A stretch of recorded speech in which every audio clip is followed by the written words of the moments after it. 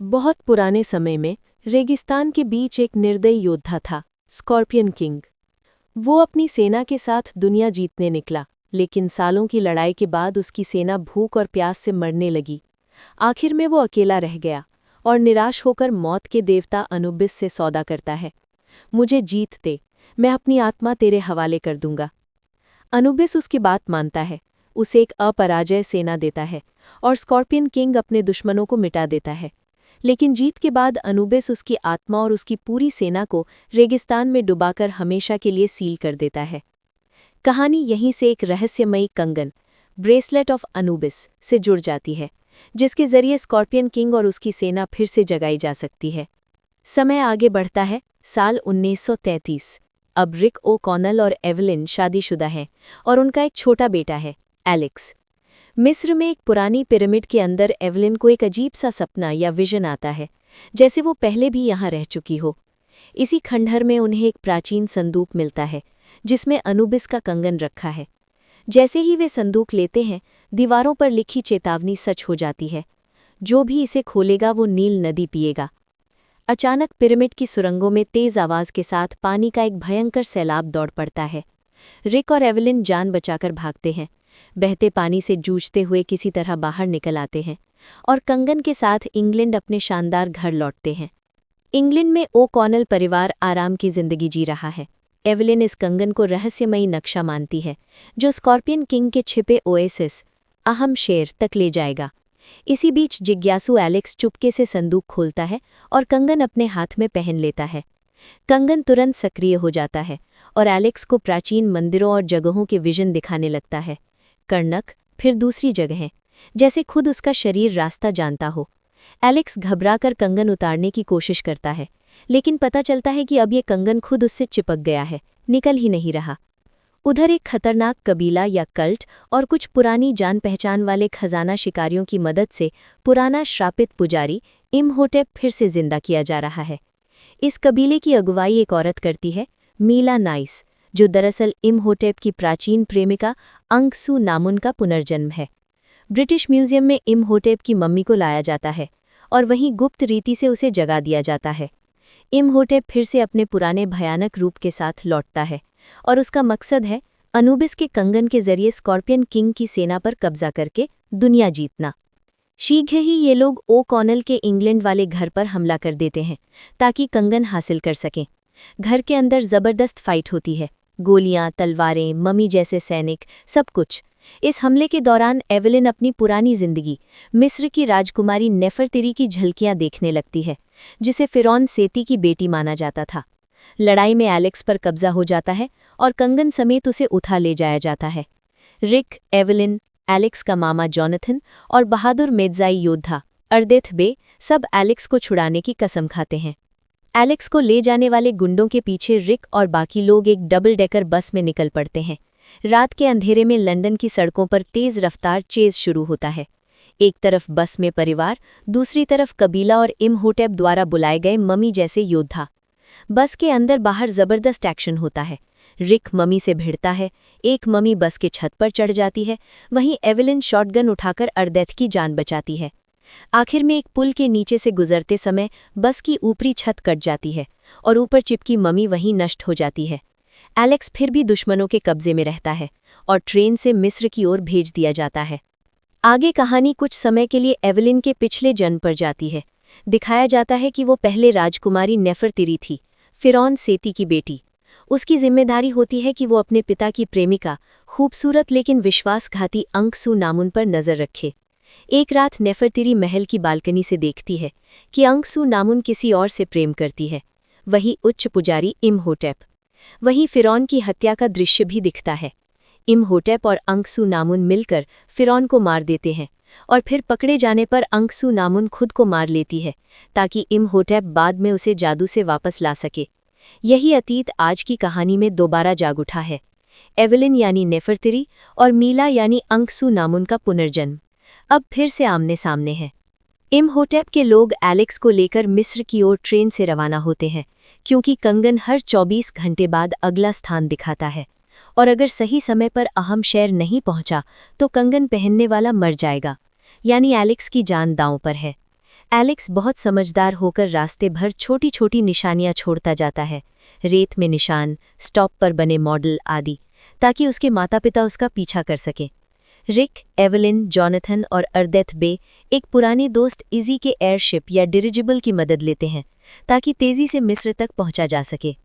Easy नाम का ये मज़ाहिया लेकिन काम का पायलट अपने एयरशिप से सबको रेगिस्तान के ऊपर से उड़ाते हुए आगे बढ़ता है।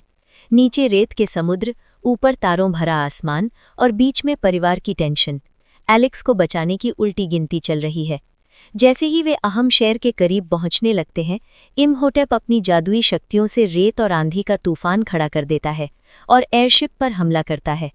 भारी संघर्ष के बाद एयरशिप ओएसिस के पास के जंगलों में क्रैश हो जाती है।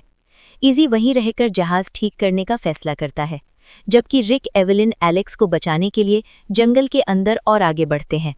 अहम शहर के आसपास का जंगल बाहर से खूबसूरत लगता है, लेकिन अंदर एक नया डरावना खतरा छिपा है। छोटी छोटे तेज नरभक्षी पिग्मी ममी। जैसे ही इमहोटेप का दल, एलेक्स और बाद में रिक, एवलिन वहां पहुंचते हैं, ये पिग्मी पेड़ों के बीच से अचानक निकलकर सब पर हमला करते हैं। अंधेरा, घना जंगल, पत्तों के पीछे से झांकती छोटी छोटी भयानक आंखें और अचानक होते हमले। कई लोग इन पिग्मी ममी के हाथों मारे जाते हैं। खून खराबे और चीख पुकार के बीच एलेक्स को आगे ले जाया जाता है, क्योंकि कंगन अब उन्हें सीधे स्कॉर्पियन किंग की पिरामिड के पास ले जा रहा है।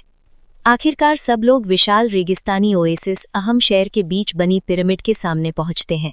इधर अर्देथ बे बाहर अनुबिस की सेना से जूझने के लिए अपने मेड्जाई योद्धाओं की टुकड़ी लेकर पहुंचा है, क्योंकि स्कॉर्पियन किंग जागते ही उसकी सेना पूरी दुनिया पर टूट पड़ेगी। पिरामिड के अंदर एवलिन और मीला यानी अंक्सू नामुन आमने सामने आ जाती हैं और एक जबरदस्त तलवारबाजी वाली लड़ाई होती है। एक तरफ नेफरतिरी की आत्मा, दूसरी तरफ अंक्सू नामुन का जुनून। फाइट बहुत तगड़ी चलती है, लेकिन आखिर में मीला चालाकी से एवलिन पर वार करती है और एवलिन गंभीर रूप से घायल होकर रिक की बाहों में दम तोड़ देती है। रिक टूट जाता है, एवलिन भी सदमे में है, लेकिन बाहर समय कम होता जा रहा है। कंगन पूरी तरह सक्रिय होने वाला है। एलेक्स अपनी माँ को वापस लाने के लिए वो पुरानी किताब खोजता है जिसे पहले भाग की कहानी से वे जानते हैं। वो एक पत्थर की दीवार पर बने हायरोग्लिफ को पढ़कर जॉनथन की मदद से एक रिवर्स मंत्र बोलता है, जो आत्मा को लौटाने के लिए होता है। बहुत तनाव के बीच जब रिक बदले के लिए अंदर जाने की तैयारी कर चुका होता है, एलेक्स मंत्र पूरा पढ़ देता है और चमत्कार होता है। एवलिन की आत्मा वापस उसके शरीर में लौट आती है और वो फिर से जिंदा हो जाती है। रिक और एवलिन एक दूसरे को गले लगाते हैं, लेकिन अब उन्हें न सिर्फ अपने परिवार बल्कि पूरी दुनिया को अनुबिस की सेना से बचाना है। इधर कबीले का मुखिया कंगन पहने हाथ को पिरामिड के अंदर मौजूद एक विशाल बिच्छू की मूर्ति में डालता है। इससे पिरामिड फिर से जिंदा हो जाती है और अनुबिस की सेना जाग उठती है। रेगिस्तान में कंकाल जैसी कुत्ते चेहरे वाली योद्धा सेना दौड़ पड़ती है। अर्देथ बे और उसकी मेड्जाई सेना रेगिस्तान की रेत पर इस भयानक सेना से टकराते हैं। घोड़े, तलवारें, रेत के बीच दौड़ते रहस्यमय योद्धा, ये एक विशाल युद्ध का दृश्य है। अगर रिक और उसके साथी स्कॉर्पियन किंग को नहीं रोक पाए तो अनुबिस की ये सेना कभी नहीं रुकेगी। पिरामिड के बेहद अंदर स्कॉर्पियन किंग जागता है, आधा इंसान आधा बिच्छू रूपी भयानक राक्षस। वो एलेक्स को पकड़ने ही वाला होता है कि रिक अंदर पहुंच जाता है और एलेक्स को बचा लेता है। अब पिरामिड के अंदर 3 ताकतें आमने सामने हैं, रिक, इमहोटेप और स्कॉर्पियन किंग। स्कॉर्पियन किंग इमहोटेप से पूछता है कि क्या वो उसकी सेना का नेतृत्व करना चाहता है, लेकिन उसी समय रिक भी वहां पहुंच जाता है। जॉनथन के हाथ में एक रहस्यमयी भाला है, ओसाइरिस का भाला, जिसे सही तरीके से इस्तेमाल किया जाए तो स्कॉर्पियन किंग को मारा जा सकता है। बहुत अफरा तफरी में भाला गिरता उठता है, कभी इमहोटेप के पास, कभी रिक के पास। आखिरकार रिक इसे सही ढंग से पकड़कर स्कॉर्पियन किंग पर वार करता है और उसके दिल के आर पार भेद देता है। जैसे ही स्कॉर्पियन किंग मरता है, अनुबिस की पूरी सेना रेत में लौट जाती है और बाहर अर्देथ बे को राहत मिलती है। युद्ध खत्म हो जाता है। स्कॉर्पियन किंग के मरते ही ओएसिस और पिरामिड टूटने और अंदर से धंसने लगते हैं, मानो पूरी जगह नर्क के गर्त में समा रही हो। अंदर जमीन फट जाती है और एक गहरा खड्डा बन जाता है जो सीधे अधोलोक की तरफ जा रहा है। रिक और इमहोटेप दोनों एक किनारे से लटक रहे हैं, नीचे अंधेरी खाई, ऊपर से सब कुछ गिरता टूटता हुआ। एवलिन जोखिम उठाकर किनारे तक आती है, अपना हाथ बढ़ाकर पूरी ताकत से रिक को खाई से ऊपर खींच लेती है। उसी समय इमहोटेप भी अपनी प्रेमिका अंकसुनामुन की तरफ उम्मीद भरी नजर से देखता है कि वो भी उसे बचा ले, लेकिन अंकसुनामुन डर के मारे पीछे हट जाती है और भाग जाती है। अपने पुराने प्यार को छोड़कर दिल टूटने और पूरी तरह निराश होने पर इमहोटेप अपना हाथ छोड़ देता है और खाई में गिरकर हमेशा के लिए अंधेरे में समा जाता है। बाहर भागती अंकसुनामुन खुद भी बदहवासी में भागते कीड़ों या स्कैरब के गड्ढे में गिरती है और वहीं उसकी मौत हो जाती है। अब पूरा ओएसिस अंदर से फट रहा है, पिरामिड धंस रहा है, रेत सब कुछ निगल रही है। रिक, एवेलिन, एलेक्स और जॉनथन जान बचाकर बाहर भागते हैं और ठीक उसी समय आसमान से इजी का एयरशिप किसी चमत्कार की तरह ऊपर से आकर उन्हें उठा लेता है। जॉनथन पिरामिड के ऊपर लगा एक बड़ा हीरा या रत्न उठा लेता है और इजी से उसके बदले में मजाक में अपने हिस्से की बात करता है। नीचे रेत में धंसता ओएसिस, ऊपर हवा में उड़ता एयरशिप। रिक और एवेलिन एक दूसरे को गले लगाए मुस्कुरा रहे हैं। एलेक्स फिर से सुरक्षित है और जॉनथन व इजी अपने ही अंदाज में बहस कर रहे हैं।